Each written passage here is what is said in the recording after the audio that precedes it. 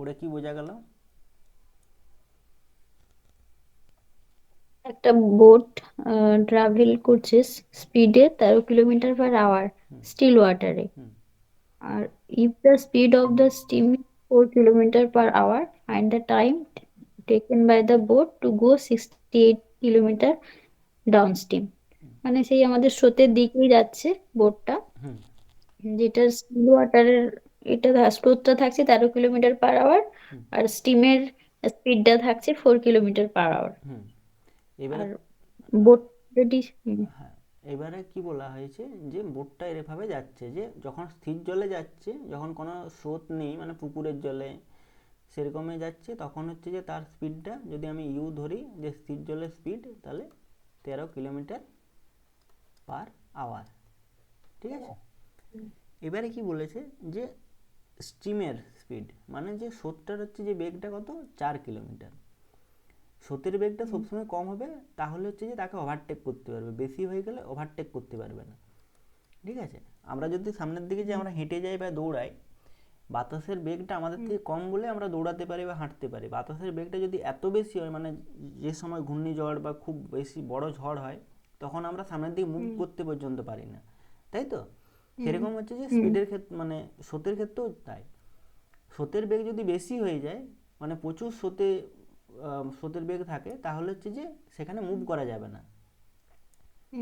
ঠিক আছে, মানে এটা ডাউন স্ট্রিমের ক্ষেত্রে কোনো অসুবিধা হবে না, কিন্তু আপ স্ট্রিমের ক্ষেত্রে অসুবিধা হবে। আপ স্ট্রিমে ক্ষেত্রে ওই ওই যে বেগটা দেওয়া আছে ওকে যতক্ষণ ও যতক্ষণ কম না হবে ততক্ষণ আমরা ওকে ক্রস করে যেতে পারবো না সামনের দিকে। যেতে পারবে। হুম। তাহলে এটা হচ্ছে যে 4 কিলোমিটার পার আওয়ার।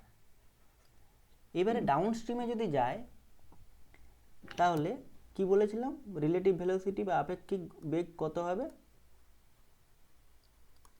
প্লাস করতে হবে, মানে স্টিল ওয়াটার প্লাস যে যাচ্ছে তার গতিবেগটা। হ্যাঁ, তাহলে ইউ প্লাস ভি, হুম। তাই তো?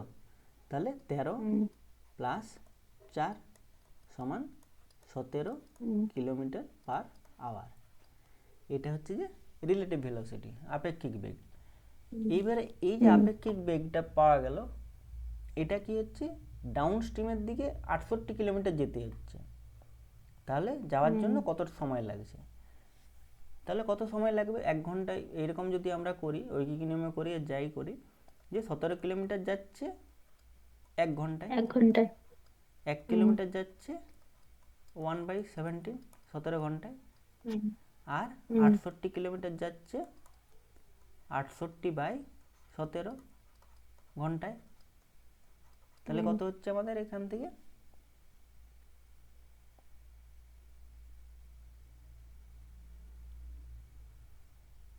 কত আসছে আমাদের? 17 ঘরের নামতা? সো-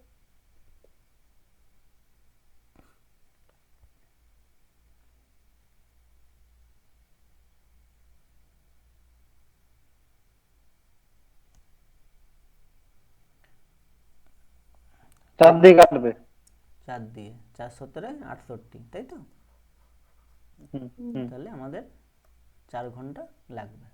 কিছু ছিল অঙ্কটাই? না।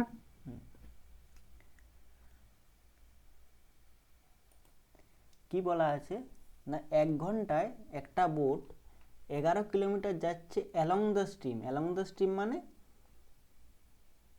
স্টিমের সাথেই না। স্রোতের দিকে হচ্ছে যে হুম। 1 ঘন্টায় 11 কিলোমিটার যাচ্ছে। ঠিক আছে, স্রোতের দিকে। হুম। কি বলেছে, 5 কিলোমিটার এগেনস্ট দ্য স্ট্রিম। ঠিক আছে, স্রোতের প্রতিকূলে যাচ্ছে, 5 কিলোমিটার যাচ্ছে 1 ঘন্টায়। মানে এখানে দুটো কি বলা আছে, এখানে আপেক্ষিক বেগ বলা আছে, তাই তো? একটা a boat goes 11 kilometre along the stream আর 5 কিলোমিটার এগেনস্ট দ্য স্ট্রিম। হ্যাঁ, হুম। তাহলে এখানে দুটোই কিন্তু রিলেটিভ স্পিড বলা আছে। কি করে আমি বুঝতে পারলাম রিলেটিভ স্পিড বলা আছে?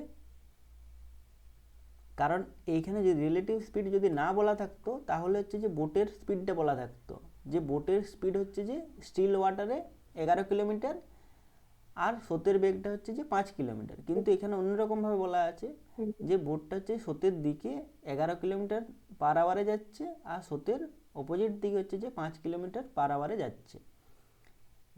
বের করতে কি বলেছে, the speed of the boat, বোটের স্পিডটা কত স্টিল ওয়াটারে, মানে যদি বোটটা স্থির জলে চলে, যে জলটা মুভমেন্ট হচ্ছে না সেখানে যদি চলে, তাহলে হচ্ছে যে বোটটার স্পিড কত হবে।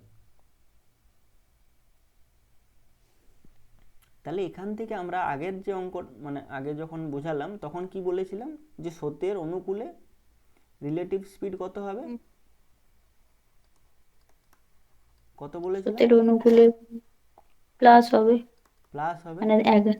হ্যাঁ, যদি হুম ইউটা যদি বোটের স্পিড হয়, তাহলে ভিটা হচ্ছে যে স্টিমের স্পিড।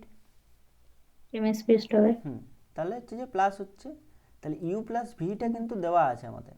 কি দেওয়া আছে, কত দেওয়া আছে, 11। 11 দেওয়া আছে। এটা হচ্ছে যে along the stream, along the stream, against the stream মানে হচ্ছে যে স্রোতের বিপরীত দিকে, স্রোতের বিপরীত দিকে রিলেটিভ স্পিডটা কত কত হবে আমাদের, মাইনাস হবে, মাইনাস হবে। কার থেকে কে মাইনাস হবে, U minus B. U minus V. সবসময় স্রোতের যে স্পিডটা থাকবে সেটা হচ্ছে যে মাইনাসের পরে আসবে। কারণটাও বোঝালাম যে কি কারণে আসবে। তাহলে এখানে ইউ মাইনাস ভিটা হবে 5, তাই তো। হুম এখান থেকে আমরা যদি যেরকম হচ্ছে যে সমীকরণগুলো করি আর কি, যোগ বিয়োগ করি, সেখানে কি হবে, ইউ ইউ আছে প্লাস এখানে মাইনাস আছে, তার মানে ভি ভি কেটে যাবে, তাই তো। হুম মানে এই দুটোকে যদি 1 2 করে লিখি, ঠিক আছে, 1 আর 2 যদি যোগ করি, তাহলে এরকম জিনিসটা দাঁড়াবে U plus V plus U minus V equal to 11 plus V, মানে এই দুটোকে আমরা যোগ করছি, ঠিক আছে।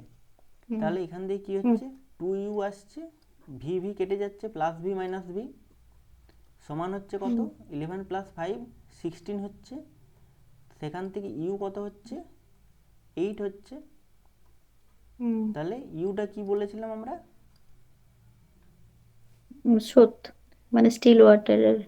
স্টিল ওয়াটারে বোটের স্পিডটা, হ্যাঁ ঠিক আছে। তাহলে আমাদের 8 অ্যান্সার আসছে। এবার এবার যদি বলতো যে কি বলে যে স্রোতের বেগ কত, তাহলে এখান থেকে আমাদের কি বের করতে হতো,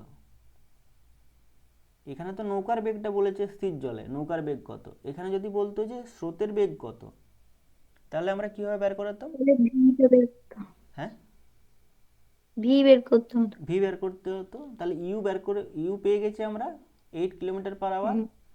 এখানে যে কোনো একটা সমীকরণে 1 বা 2 যদি আমরা বসিয়ে দিই, ধরো ওই 1 নম্বরে বসাচ্ছি, তাহলে ইউটা হচ্ছে 8, ভিটা জানি না, প্লাস ঠিক আছে, equal to 11, 11। V equal to 11 minus 8 মানে কত হচ্ছে 3 কিলোমিটার পার আওয়ার, আবার ঠিক আছে। এটা হচ্ছে যে স্রোতের বেগ, গতিবেগ, মানে দ্য ভেলোসিটি অফ স্ট্রিম। তাহলে পরের অঙ্কে হয়তো থাকতে পারে যে স্রোতের বেগ কত, অসুবিধা নেই তাহলে। না।